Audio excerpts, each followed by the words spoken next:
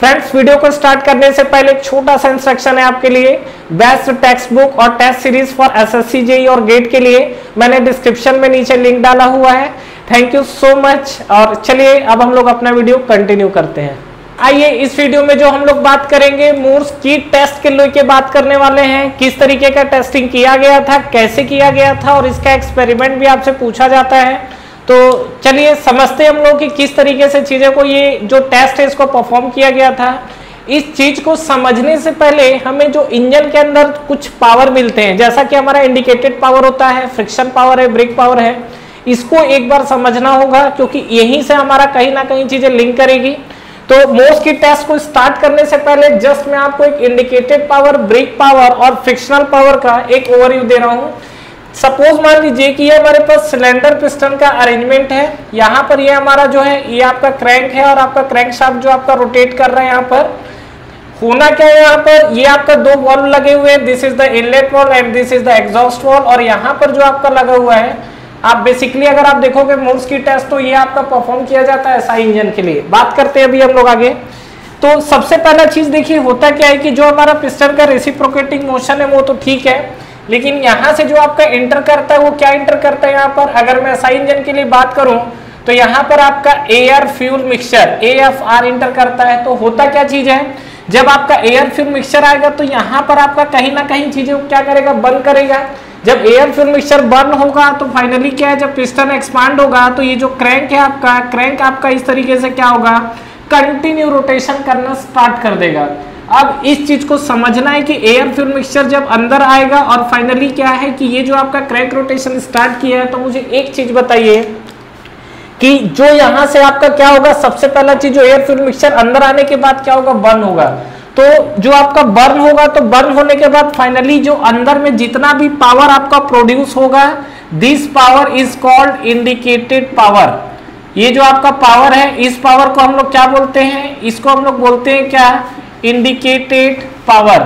और indicated power को हम लोग कैसे डिफाइन कर सकते हैं, ये हम लोग बोल सकते हैं क्या, पावर डेवलप्ड या जनरेटेड इनसाइड द सिलेंडर। तो power developed inside the cylinder, इस टाइप का जो है इसको हम लोग बोलते हैं indicated power inside the cylinder. ठीक है, अब बताइए कि ये जो आपका पावर गया, ठीक है, उसके बाद क्रैंक शाफ्ट पे, क्रैंक से क्रैंक शाफ्ट पे गया और ये फाइनली जब क्रैंक शाफ्ट पे गया तो यहाँ पर जो आपको क्रैंक शाफ्ट में पावर मिलेगा, इस पावर को हम लोग क्या बोलते हैं, this power is called brake power.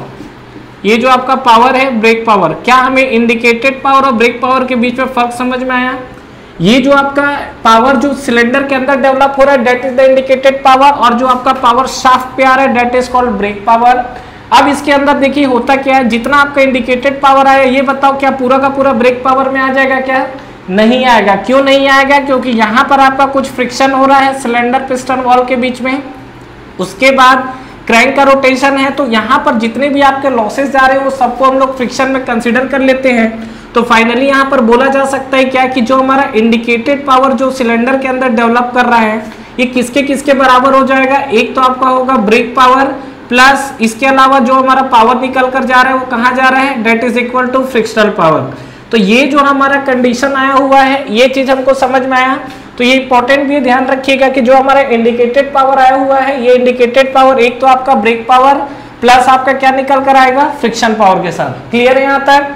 तो ये हमारे पास था। अब चलिए हम लोग आते हैं मोर्स की टेस्ट पे। ठीक है, मोर्स की टेस्ट बेसिकली बोलता क्या चीज है, इस चीज को समझिए।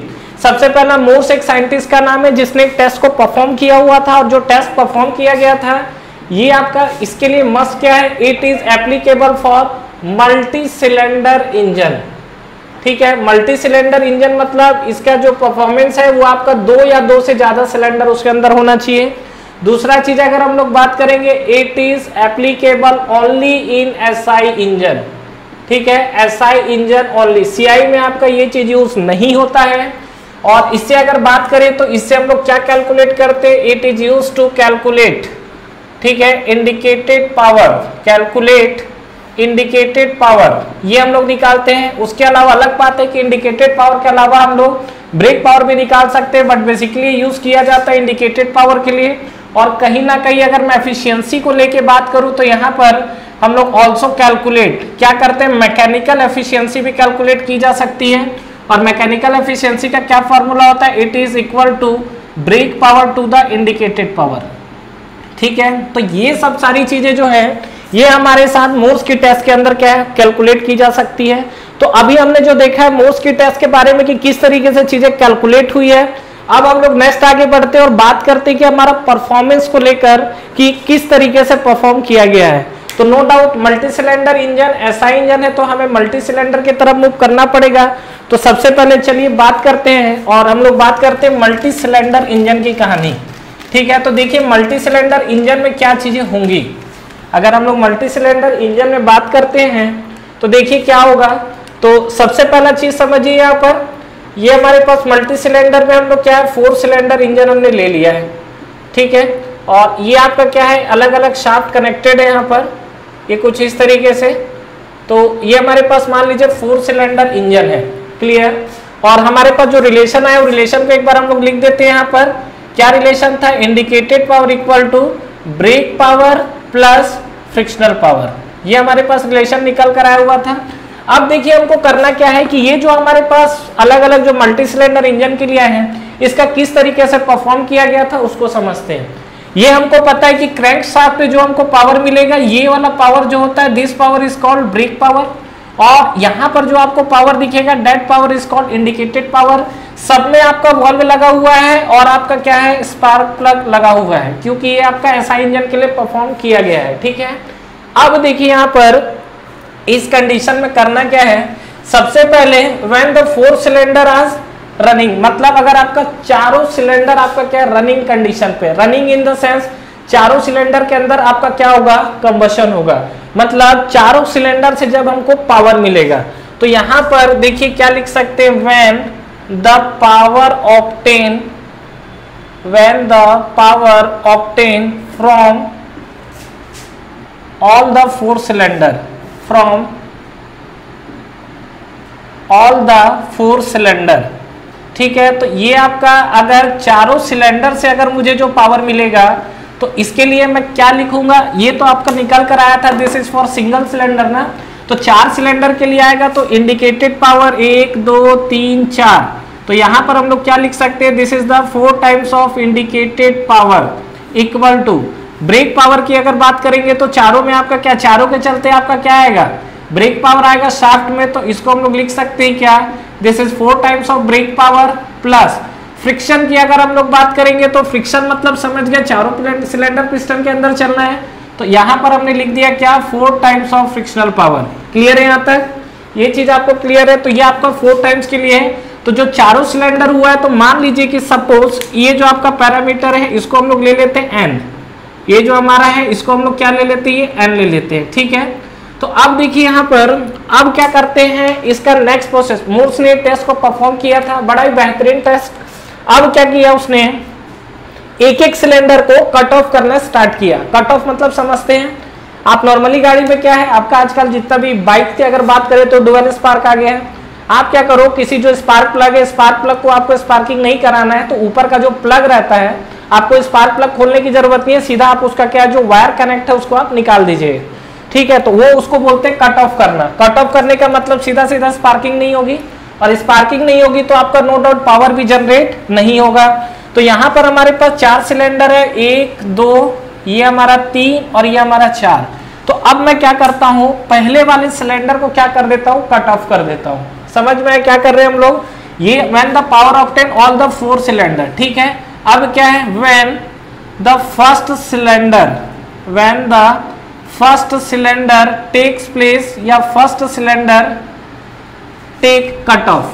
ठीक है, when the first cylinder take cut off. Cut off अगर इसको लेंगे तो हमारा क्या होगा, इस पॉइंट पे आप लोगे कट ऑफ तो ओनली क्या होगा, फर्स्ट सिलेंडर को अगर आपने कट ऑफ कर दिया है तो इस कंडीशन पे only 3 cylinders are in working, 3 cylinders are in working. तो इस कंडीशन पे अगर आपका 3 सिलेंडर अगर आपका वर्क करेगा तो उस केस में हमारा क्या इक्वेशन बनेगा बताइए। ये आपका इंडिकेटेड पावर, मान लीजिए इसने आपको कट ऑफ कर दिया तो ये आपका 3 इंडिकेटेड पावर आया, तो हमने लिख दिया क्या 3 times of indicated power equal to brake power की बात करेंगे तो ब्रेक पावर भी क्या होगा, ये 3 के चलते ही तो आपका क्रैंक शाफ्ट में आएगा, तो यहां हमने लिख दिया 3 times of brake power plus frictional power. Frictional power आपका कितना आएगा, अब ये बताओ, आपने इसका स्पार्क हटा दिया है, अच्छी बात है, तो स्पार्क हटा दिया तो ये तो आपका क्या होगा, कंबशन नहीं होगा, तो ये 3 में कंबशन होंगे। लेकिन जब आपका क्या है, पिस्टन का मोशन होगा तो ये भी तो मोशन करेगा, ऐसा तो नहीं है कि रुक जाएगा। अगर ये रोकेगा तो पूरा का पूरा क्रैंक को ब्लॉक कर देगा ये। तो याद रखना कि कभी भी आप कट ऑफ करो या ना करो, अगर आपका इंजन रनिंग कंडीशन पे है तो डेफिनेटली पिस्टन का मोशन होता रहेगा, ठीक है। अगर मल्टी सिलेंडर इंजन है तो वैसे भी क्या अलग अलग टाइमिंग पे स्पार्किंग होती रहती है, तो आप किसी एक सिलेंडर को भी कट ऑफ करोगे तो भी उसके अंदर मोशन होगा, हालांकि उस सिलेंडर से पावर नहीं मिलेगा लेकिन मोशन होगा। तो उस कंडीशन में हमारा जो फ्रिक्शन देखोगे तो फ्रिक्शन तो आपको चारों से होना है, तो यहाँ पर हमने लिख दिया क्या, दैट इज इक्वल टू ये 4 times of frictional power. Clear है यहाँ तक।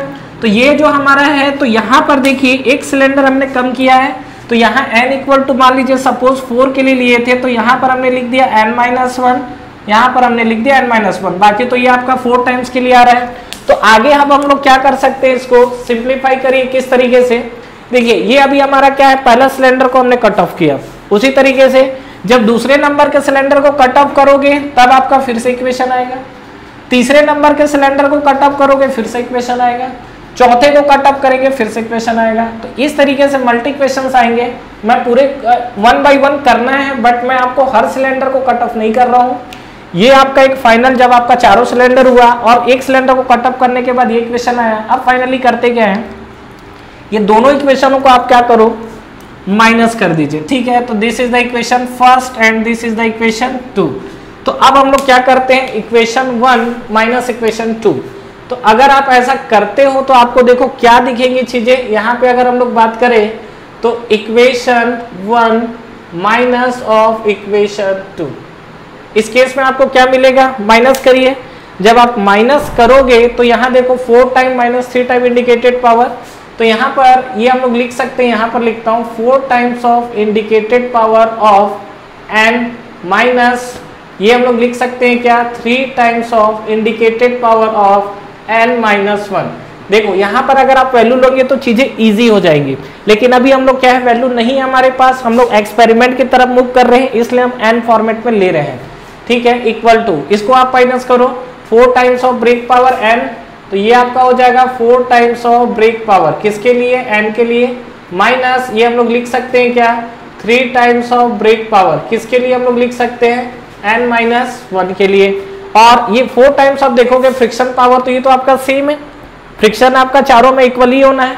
तो यहाँ पर देखोगे तो फ्रिक्शन पावर आपका क्या हो गया, खत्म है यहाँ पे। तो ये जो हमारे पास इक्वेशन आया है, तो यहाँ से अब आप क्या है, जिस सिलेंडर का हमने क्या देखा है, यहाँ पर इंडिकेटेड पावर निकाल सकते हैं। इंडिकेटेड पावर कैसे निकालोगे, आपको देखो सीधा सा बात है कि अगर आप नॉर्मली आप देखिए, तो एक एग्जांपल ले रहा हूँ, सपोज कार है तो आपका मान लीजिए 1200 सीसी की गाड़ी है, ध्यान से सुनिएगा, 1200 सीसी की गाड़ी है, और मैं अगर बोलता हूँ कि ये 4 सिलेंडर इंजन है, अगर तो ये 4 सिलेंडर इंजन है, तो हर एक सिलेंडर में कितना पावर आना चाहिए, डेफिनेटली 300, मतलब हर एक सिलेंडर 300 सीसी का होना चाहिए, तो उसे आपका पावर तो सेम आना चाहिए, बट एग्जैक्टली पावर सेम नहीं आता है, क्योंकि जो सीसी है आपका कहीं ना कहीं वो वेरिएशन रहता है। तो आपको जो चारों सिलेंडर से पावर मिलेगा वो सेम नहीं मिलेगा। अगर मैं आपको ये बोलता हूँ कि मेरे पास जो 4 सिलेंडर इंजन है, यहाँ से मान लो मुझे 5 किलोवाट का अगर पावर मिल रहा है, या मान लो 25 किलोवाट का पावर मिल रहा है, तो अगर मान लीजिए मैं बोल रहा हूँ कि 25 या जो भी मिल रहा है, तो वो इक्वली सभी सिलेंडर से सेम नहीं मिलता है। तो हमारा काम क्या है, मोर्स की टेस्ट के थ्रू, कि हर एक सिलेंडर से कितना इंडिकेटेड पावर मिल रहा है, इस चीज को फाइंड करना, कि हर सिलेंडर में हमारा इंडिकेटेड पावर जो है कितना प्रोड्यूस हो रहा है। तो यहाँ पर क्या है, आपने चारों को चलाया तो मिला, और 3 को चलाया तो ये आपने पहले वाले सिलेंडर को कट ऑफ किया है। तो जब आप इसको माइनस करोगे तो डेफिनेटली जो आपको इंडिकेटेड पावर दिखेगा वो आपको पहले वाले सिलेंडर का दिखेगा, फर्स्ट सिलेंडर का, दैट इज इक्वल टू क्या होगा, ब्रेक पावर आपको चारों का पता रहेगा जो आपकी गाड़ी पावर प्रोड्यूस कर रही है, और 3 के लिए आपको क्या है, डायनेमोमीटर लगा के टेस्टिंग करनी पड़ेगी, और जब आप इसको निकालोगे तो ये आपको निकल कर आएगा, जो भी आएगा brake power of n minus brake power of, हम लोग यहाँ पे क्या लिख सकते हैं, that is equal to n-1।